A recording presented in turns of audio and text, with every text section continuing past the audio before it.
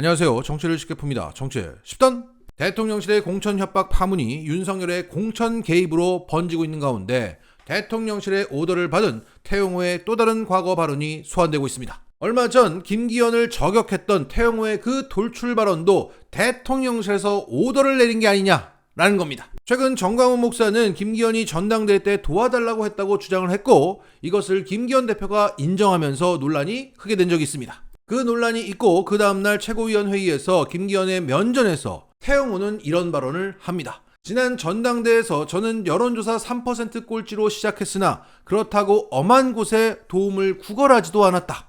전 목사가 저를 간첩 같다고 비난했음에도 전대 기간 제 주변에서 전 목사에게 간첩 발언을 자제하게 해달라고 연락 좀 해보라고 한 제안도 저는 단칼에 거절했다. 자, 태영호는 자신의 저격 대상을 김기현이라고 딱 지목하지는 않았지만 바로 이 전날 그 논란이 터졌기 때문에 맥락상 나는 전강훈에게 구걸하지 않았는데 김기현은 구걸했다는 얘기를 한 겁니다. 이거는 선을 넘어도 한참 넘은 얘기입니다. 당대표의 치부를 굳이 최고위원 회의에서 들쑤셨다는 것은 김기현더러 한번 해보자고 덤볐던 겁니다. 자, 태영호는 북한에서 사고치고 도망온 탈북자라 소위 줄도 백도 없는 상황입니다. 그래서 그간 보여준 면모는 매우 권력지향적이었습니다. 그런데 그렇게 살아남으려고 오늘도 발버둥 치는 자가 김기현 당대표를 면전에 두고 저격을 한 겁니다. 당시에는 그 돌출 발언이 이해가 되지 않았고 김기현 진짜 리더십 없네, 개나 소나 다 만만하게 보는 당대표야, 이 정도의 얘기만 나오고 넘어갔습니다. 그런데 이번에 태영호가 대통령실의 오더를 받았던 인물이었다는 사실이 드러나면서 당시 김기현을 향한 그 저격 발언은 대통령실의 의중을 태영호가 전달했던 것이다, 이렇게 해석되고 있습니다. 네, 이 해석이 자연스럽죠. 그러니까 다 바지라는 겁니다. 저 윤재욱 원내대표도 바지, 김기현 대표도 바지, 김배민은 뭐 바지를 뭐 혓바닥이죠. 그리고 태영호도 바지.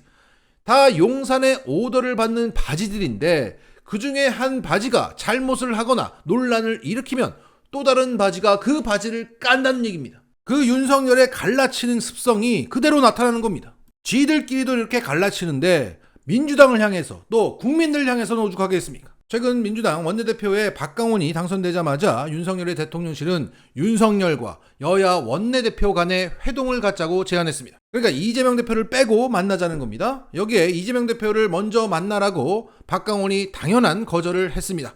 그리고 윤석열의 이 갈라치기는 끝내 사람을 죽였습니다. 어제 윤석열 정부의 노조 탄압에 분개한 한 노동자가 분신을 했고 위독한 상태에 있다가 오늘 끝내 숨졌습니다. 그는 이런 유서를 남겼습니다. 죄 없이 정당하게 노조 활동을 했는데 혐의가 집시법 위반도 아니고 업무 방해 및 공갈이랍니다.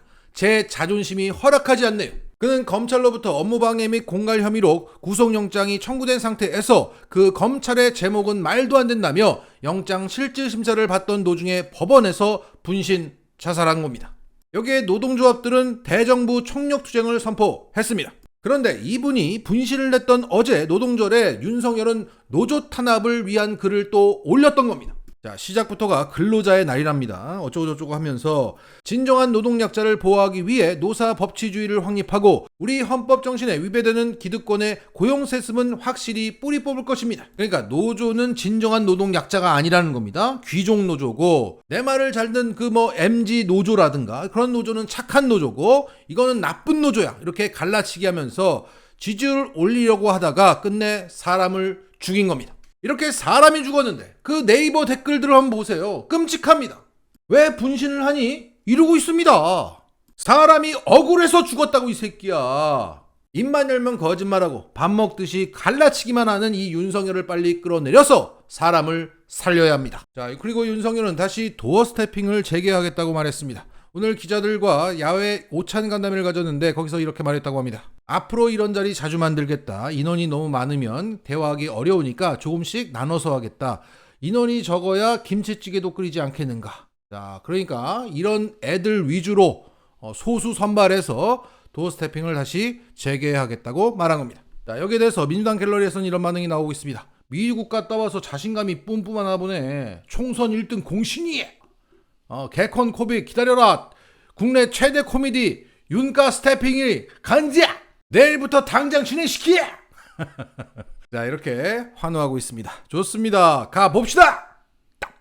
현재 커뮤니티나 유튜브 댓글들을 보면 특별당규 반대라는 글이 많이 보입니다. 이것은 다음 총선에서 어떤 방식으로 민주당의 최종 후보를 결정할 것인가, 즉 공천 룰을 결정하는 투표가 5월 3일에서 4일 실시되는데 거기서 반대표를 던지라는 얘기입니다. 자, 그러면 시민들은 왜 반대표를 던지라고 하느냐? 그 이유를 말씀드리겠습니다. 자, 민주당 공천 TF팀에서 만든 이 특별 당규는 정치 신인의 공천을 막고 현역 의원의 기득권을 지키기 위한 조항이 많이 있기 때문입니다. 경선 이전에 실시되는 공천 적합도 조사를 통해 신인을 배제할 수 있고, 그리고 본 경선에서는 현역 위원과 지역 위원장은 당원 명부를 열람할 수 있는 반면에 정치 신인들은 그것을 열람할 수 없도록 해놨습니다. 그리고 가장 우려스러운 대목은 경선 없이 단수 추천을 허용하는 기준입니다. 1위 후보자와 2위 후보자의 격차가 여론조사 결과 20% 이상 벌어질 경우 그냥 단수 추천으로 가자, 이렇게 돼 있는 거예요. 그러니까 해당 지역에서 인지도가 높은 기존 의원과 정치 신인이 초장에 여론조사로 맞붙었을 때 20% 이상 격차를 낼 가능성이 상당히 높습니다. 따라서 본 경선에 오르기도 전에 여론조사로 정치 신인들을 쳐낼 수 있는 독소 조항이 숨어 있는 겁니다. 자, 결국 기존 정치인들이 또 해먹을 수 있는 공천 룰을 만들어 놓고 당원들에게 이것을 추인해달라고 하고 있는 겁니다. 그런데 이러한 중요한 결정, 투표가 있는지 모르는 당원들이 태반인 겁니다. 자, 그러면 이런 거지 같은 당규를 만들어 놓고 당원들 모르게 추진하고 있는 그 주체들이 누구냐?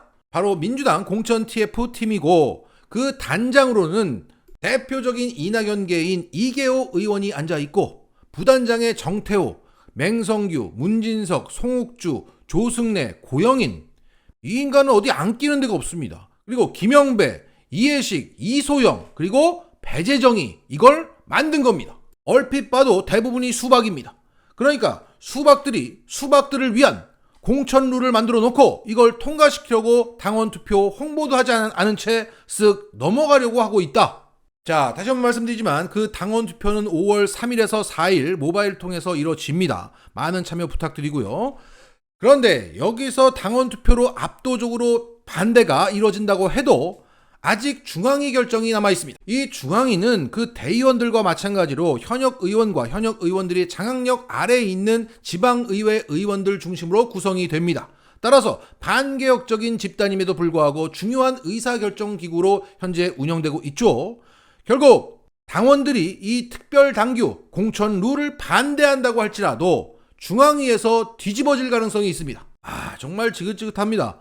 민주당은 언제쯤 당원들의 의사를 그대로 반영하는 민주당이 되는 겁니까? 자, 어떤 조직이나 기득권을 유지하려는 관성은 인정합니다.